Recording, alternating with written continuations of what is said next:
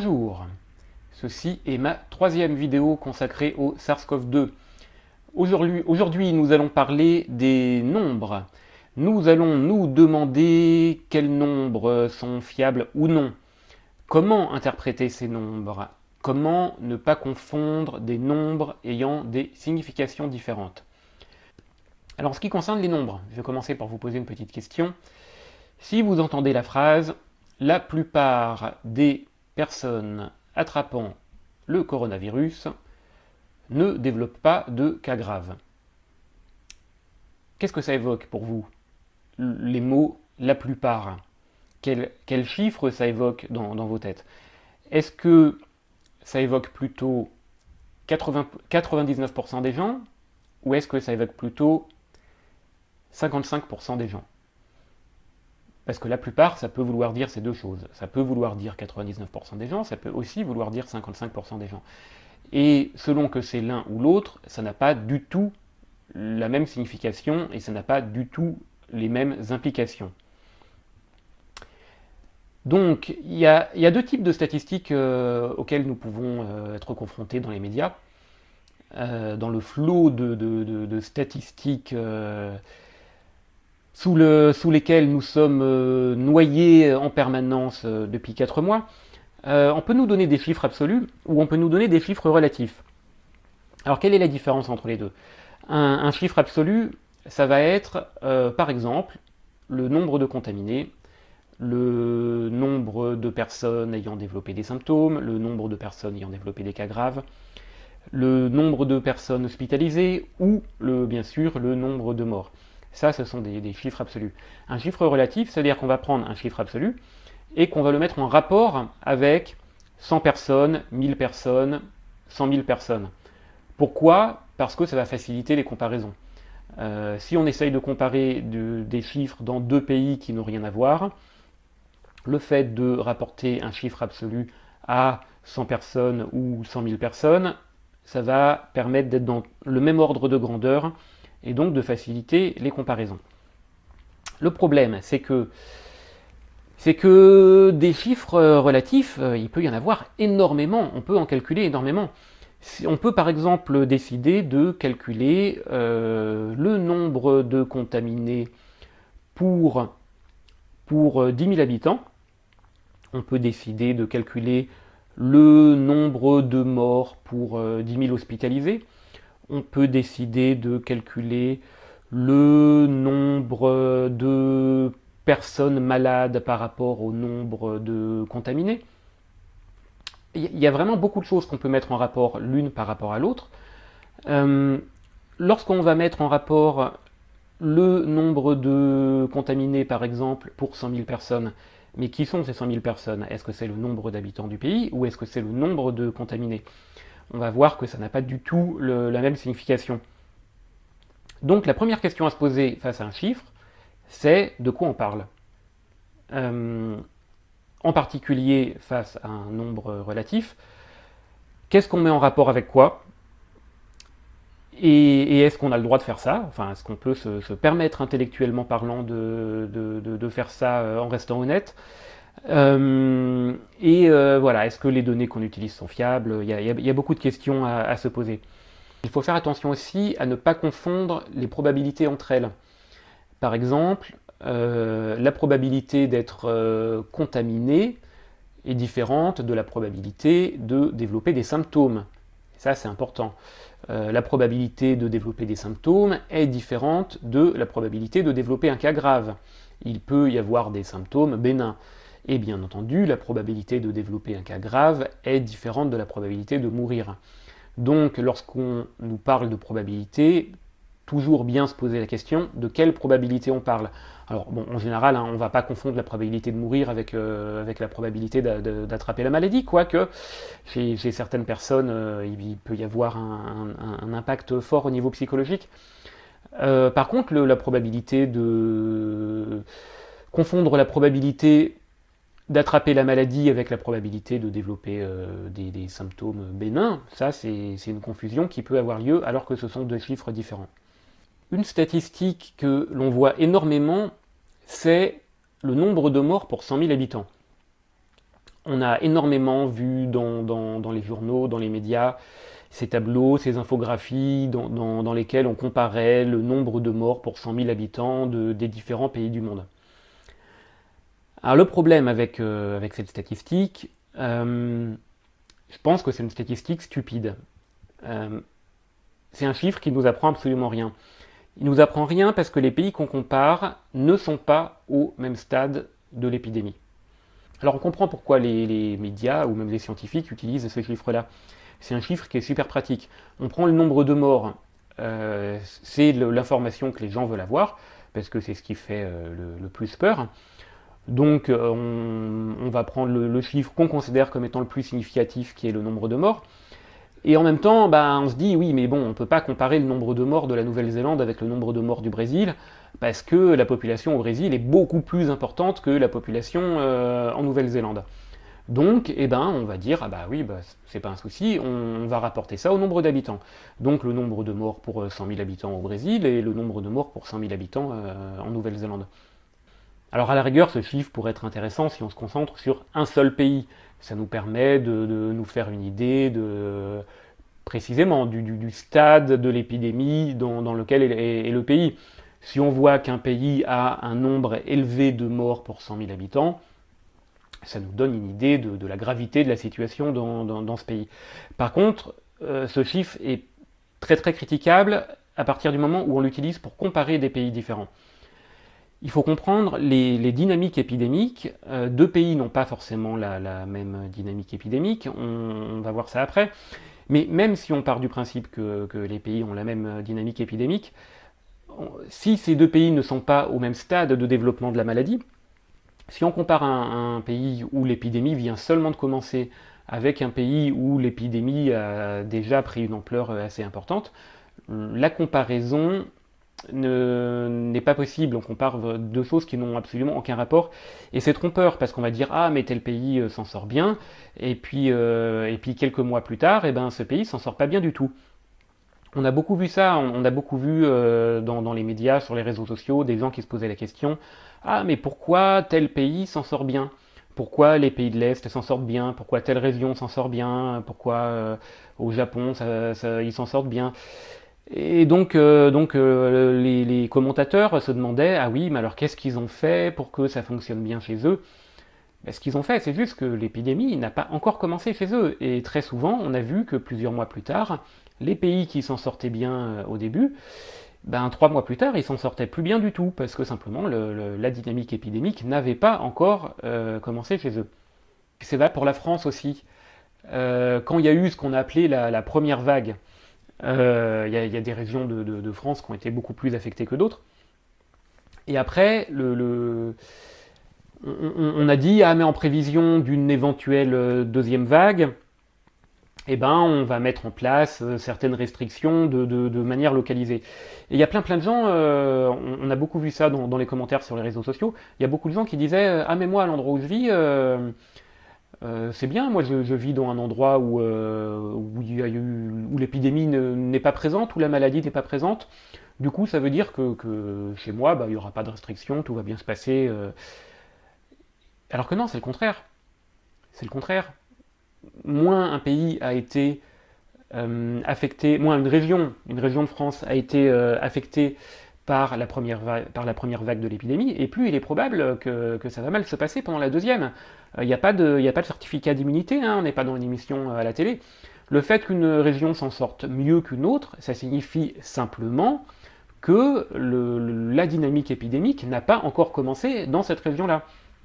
Et on s'en rend bien compte en ce moment. La région où je vis, l'Alsace, qui a été très touchée par ce qu'on a appelé la première vague, et ben nous, on s'en sort relativement bien dans cette deuxième vague. Alors attention, hein, je croise les doigts, hein, ça peut encore empirer, mais en tout cas, on s'en sort mieux que d'autres régions qui ont très très bien passé la première vague, où il y avait très peu de cas chez eux, et maintenant, ça commence à être compliqué chez eux. Bah oui, parce que chez eux, la dynamique épidémique, maintenant, est en train de commencer, alors que nous, on l'a déjà eu. Donc il faut toujours garder cette idée qu'il n'y a pas de certificat d'immunité. C'est pas parce qu'une zone géographique s'en sort bien qu'elle s'en sortira bien toujours. Au contraire, c'est précisément quand on s'en est bien sorti que, il faut s'inquiéter pour la suite. Donc, cette statistique de mort pour 100 000 habitants, je pense qu'il faut énormément s'en méfier. Alors, quel chiffre utiliser à la place? S'il s'agit de voir la progression de l'épidémie, ce qu'il nous faudrait, c'est le taux de contaminés. Le problème, c'est que si on ne fait pas des tests de manière massive, le taux de contaminés, on ne le connaît pas. Alors on va malgré tout donner des taux de contaminés, mais on sait que ces taux de contaminés ne correspondent pas à la réalité. On ne peut pas connaître le taux de contaminés si on n'a pas fait énormément de tests, puisque une partie importante des personnes contaminées sont asymptomatiques. On peut également utiliser le R0, on va parler du R0 après, mais le R0 pose aussi des soucis, mais si le but c'est de se faire une idée du stade de l'épidémie dans un pays donné, alors le R0 le R0 total du pays donne une idée sur la progression de l'épidémie au moment dont on parle dans ce pays. Le mieux c'est quand même de regarder la courbe épidémique. Les tableaux avec des courbes, alors ça peut être quelque chose qui ressemble à ça, une courbe de Gauss, mais pas forcément, hein. Dans certains pays ça va faire ça. Donc voilà, une courbe qui permet réellement de se rendre compte de manière visuelle si on est en progression ou pas, par quelles étapes on est passé dans les semaines ou dans les mois précédents, vers quelle direction on se dirige. Donc les courbes, c'est toujours mieux. Enfin, on peut regarder le nombre de morts total, mais alors à une condition. On regarde le nombre de morts total si on considère que le taux de létalité est constant. Alors ça, c'est un choix. Soit on considère que le taux de létalité n'est pas constant, soit on considère qu'il est constant. Pour le moment, on n'a pas trop d'informations à ce sujet. Si on fait le choix de décider que le taux de létalité est constant, alors à ce moment-là, regarder le nombre de morts totales dans un pays, ça peut nous donner une idée de ce qui se passe dans ce pays. Par contre, ce qu'il ne faut surtout pas faire, c'est regarder le nombre de morts total et essayer d'en déduire un taux de létalité. C'est l'inverse qu'il faut faire. Ensuite, on peut regarder aussi des chiffres fiables, par exemple le nombre de morts rapporté au nombre de personnes hospitalisées. Ça, c'est des chiffres fiables. On connaît le nombre de personnes hospitalisées, on sait combien sont mortes. Donc voilà, ça c'est le genre de chiffre qui ne pose pas de problème. Et donc le chiffre qui nous intéresse vraiment, c'est le taux de létalité. C'est le seul chiffre qui nous permet réellement de faire des comparaisons entre pays. Le problème, c'est que, on l'a vu, pour calculer un taux de létalité, il faut connaître le nombre de contaminés, et le nombre de contaminés, on ne le connaît pas. Et donc, là encore, ce taux de létalité, on en a énormément entendu parler dans les médias. Les médias nous disent tel pays, un taux de létalité de machin. Les scientifiques évaluent que le taux de létalité du SARS-CoV-2 est à peu près de temps. Mais on n'en sait rien puisqu'on n'a pas fait de tests. Alors, si, on a fait des tests, et dans certaines régions, on en a fait beaucoup, mais il y a énormément d'endroits dans le monde où on n'a pas fait suffisamment de tests pour avoir une idée du taux de contamination. Et sans le taux de contamination, on ne peut pas connaître le taux de létalité. Donc je rappelle quand même, je ne suis pas sûr de l'avoir dit, qu'est-ce que c'est que le taux de létalité? Le taux de létalité, c'est le nombre de morts rapporté au nombre de personnes contaminées. Donc on va dire, il y a tant de morts pour 10 000 contaminés ou pour 100 000 contaminés. Pour connaître donc ce taux de létalité, il faut tester de manière massive, pas n'importe quel test. Il faut faire des tests sérologiques, ce sont les tests sérologiques qui nous permettent de savoir si les gens ont eu le virus ou s'ils ne l'ont pas eu. Et avec ces tests effectués de manière massive, on va déduire le taux de contaminé, et à partir de ce taux de contaminé, on va déduire le taux de létalité en le comparant avec le nombre de morts. Alors est-ce qu'on a quand même une idée de quel est ce taux de létalité?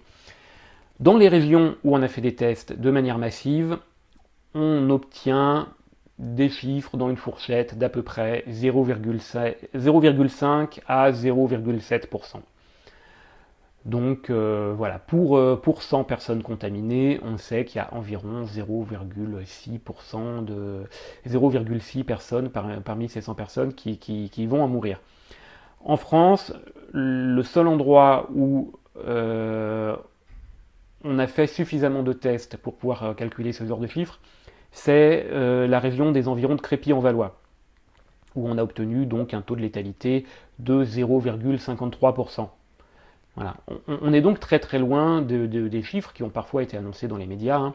On nous a parlé de 19%, 19% de létalité en France, 6% aux États-Unis.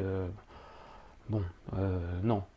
Non, non, hein, c'est des chiffres qui reposent sur un nombre de contaminés qui n'est pas du tout le nombre de contaminés réels, sachant donc qu'il faut bien se souvenir que une grande partie des personnes qui vont être contaminées seront asymptomatiques ou seront très peu symptomatiques. Donc ces personnes-là ne seront pas incluses dans les statistiques. Le nombre de personnes contaminées, ça va être uniquement les personnes qui vont se présenter à l'hôpital ou qui vont contacter leur médecin. Mais ces personnes-là, on sait déjà qu'ils ont des symptômes, puisque sinon ils n'auraient pas contacté leur hôpital. Alors, ça va de moins en moins être le cas, puisqu'on fait de plus en plus de tests, et donc à partir du moment où on fait de plus en plus de tests, on va avoir une estimation du taux de létalité qui va être de plus en plus fiable. Sur cette question, il y a un article de Libération qui se trouve sur ma page Pearl Trees. Donc, je vous rappelle, en description de cette vidéo, je mets un lien vers une page Pearl Trees, et sur cette page Pearl Trees, il y a toutes mes sources. Et donc, il y a en particulier cet article de Libération qui s'intéresse à la question des différents taux de létalité, et est-ce que les taux de létalité qu'on entend dans les médias sont des données fiables ou non? La réponse étant bien sûr non. Ensuite, un autre chiffre que l'on voit beaucoup, le R0. Le R0, qu'est-ce que c'est que le R0? Le R0 nous permet d'évaluer la dynamique épidémique. Le R0, c'est le nombre de personnes qui vont être infectées par une personne contagieuse. Donc, un R0 inférieur à 1, cela signifie que le nombre de personnes contaminées par une personne contagieuse est en moyenne inférieur à 1. Ça signifie que l'épidémie est en reflux. Ça signifie qu'on est dans la bonne voie. Si on continue dans cette voie-là, on va arriver à un stade où l'épidémie va s'éteindre, où elle n'existera plus du tout. Un R0, alors, sauf bien sûr si on a des cas importés qui viennent d'ailleurs. Le R0 supérieur à 1, ça signifie que une personne contaminée, une personne contagieuse, va transmettre la maladie à plus d'une personne, et donc ça signifie que l'épidémie est en progression, donc qu'on n'est pas dans la bonne voie. Alors ce R0, c'est un chiffre très intéressant, il faut l'utiliser. Le problème, c'est que c'est une moyenne. Et comme le dit Nassim Nicolas Taleb, si vous essayez de traverser une rivière d'une profondeur de 30 cm d'eau en moyenne, eh ben, il n'est pas impossible que vous allez mourir noyé. Les moyennes, c'est toujours assez compliqué à manipuler parce que ça lisse. Une moyenne va lisser les chiffres et ça ne permet pas de se rendre compte de la répartition des chiffres. Donc en l'occurrence, le R0, c'est un chiffre qui s'applique à une zone géographique donnée. On va le calculer sur une zone géographique donnée. Et selon la zone géographique qu'on va choisir, eh ben, on n'obtient pas le même résultat. Par exemple, si on a une zone où on observe un R0 supérieur à 1 R0 de 2, de 3, et on n'a pas envie de communiquer sur cette question. On n'a pas envie de dire à cet endroit-là, il y a un R0 qui est important. Ben, qu'est-ce qu'on va faire? Ben, on va le recalculer sur une zone plus grande. Et si autour de cette zone, le R0 était inférieur à 1, en prenant une zone géographique suffisamment grande, eh ben, on va en arriver à un moment où le R0 est inférieur à 1. Bah oui, parce qu'on a agrandi la zone. A l'inverse, si on rapetissit la zone, qu'on regarde à la loupe un endroit, et qu'à cet endroit il y a un cluster, par définition, la définition d'un cluster, c'est une zone géographique réduite dans laquelle le R0 est supérieur à 1. Donc voilà, quand on parle de R0, c'est un chiffre intéressant, mais il faut savoir de quoi on parle, et il faut être capable d'agrandir ou de rapetissir la zone géographique qu'on regarde pour se faire une idée plus précise de la situation. Et malheureusement, les chiffres qui sont disponibles, en France par exemple, on a les R0 par région, mais on n'a pas les R0 par département, on n'a pas les R0 par municipalité, donc c'est compliqué de se faire une idée précise de ce qui se passe. À propos de ce R0, il y a donc un article pour les anglophones qui développe ce que je viens de vous dire. Il se trouve lui aussi sur le Perl Trees. Il s'appelle Transmission Christopher Moore on the Heavy Tale of Outbreaks, Santa Fe Institute. Et donc cet article développe la question de savoir interpréter les R0 en gardant en tête qu'il s'agit d'une moyenne. Par contre, attention, lorsqu'on a le R0 sur une zone géographique grande, et que ce R0 est supérieur à 1, par exemple sur une région française, maintenant avec les nouvelles régions françaises, elles couvrent un territoire important, si on nous dit sur telle région, le R0 est supérieur à 1, c'est toujours inquiétant. C'est toujours inquiétant parce que ça peut vouloir dire deux choses. Soit ça signifie que le R0 est supérieur à 1 partout, sur l'ensemble du territoire, et dans ce cas-là, c'est inquiétant parce que c'est dire que sur l'ensemble du territoire, l'épidémie est en progression. Ou alors ça peut vouloir dire que le R0 est supérieur à 1 de manière localisée. Mais dans ce cas-là, si le R0 est supérieur à 1 de manière localisée, et que l'on arrive quand même, malgré tout, à un R0 supérieur à 1 sur l'ensemble d'une région qui est d'un territoire important, alors ça signifie que dans cette région localisée où le R0 est supérieur à 1, il est très supérieur à 1. Ou alors ça signifie qu'il y a beaucoup de clusters avec un R0 supérieur à 1. Donc dans tous les cas, c'est inquiétant. Que cette moyenne cache une répartition à peu près homogène sur l'ensemble du territoire, ou qu'elle cache un R0 très supérieur à 1 de manière très localisée, ou n'importe quelle situation entre ces deux extrêmes, dans tous les cas, un R0 supérieur à 1 sur un territoire d'une superficie importante, c'est toujours inquiétant. Donc, on ne connaît pas le taux de létalité, on ne connaît pas le taux de létalité réel, mais il y a un chiffre qui nous permet, malgré tout, d'avoir une idée de la mortalité du virus. Ce chiffre, c'est la surmortalité. Donc, là aussi, on a affaire à un chiffre qui est intéressant. La surmortalité, comment est-ce qu'on calcule la surmortalité? On va regarder combien de personnes sont mortes dans une zone géographique donnée au cours des années précédentes. Alors par exemple, on pourra faire une moyenne sur 10 ans. On va regarder en moyenne, au cours des 10 années précédentes, combien de personnes étaient mortes au mois d'avril de cette année. Et on va comparer avec le nombre de personnes qui sont mortes cette année au mois d'avril dans la même zone géographique. Ce chiffre, il est très intéressant parce que, précisément parce qu'on n'a pas le taux de létalité, et puis il nous permet d'avoir le nombre de morts réels, parce que dans certains pays, il va y avoir un certain nombre de morts qui ne sont pas pris en compte. Par exemple, les gens qui sont morts chez eux, on ne le sait pas forcément. Voilà, donc les chiffres du nombre de morts ne sont pas forcément fiables, alors que le chiffre de surmortalité nous donne vraiment une idée précise de ce qui est en train de se passer.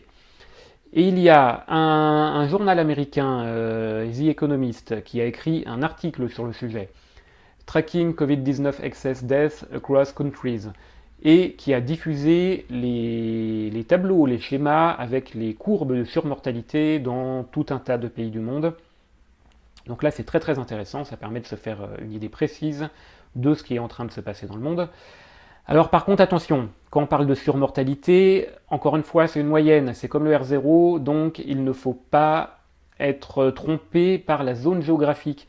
Par exemple, à un moment, il y a certaines personnes qui disaient « Ah oui, mais quand on regarde les chiffres de surmortalité en France, on s'aperçoit qu'en réalité, la surmortalité, elle est faible. » Alors oui, sur l'ensemble de la France, la surmortalité était faible. Mais quand on regardait la surmortalité du Haut-Rhin, là, la surmortalité était absolument effrayante. Donc, toujours regarder la bonne zone géographique, la zone géographique qui est confrontée à une dynamique épidémique et ne pas regarder sur une zone trop grande.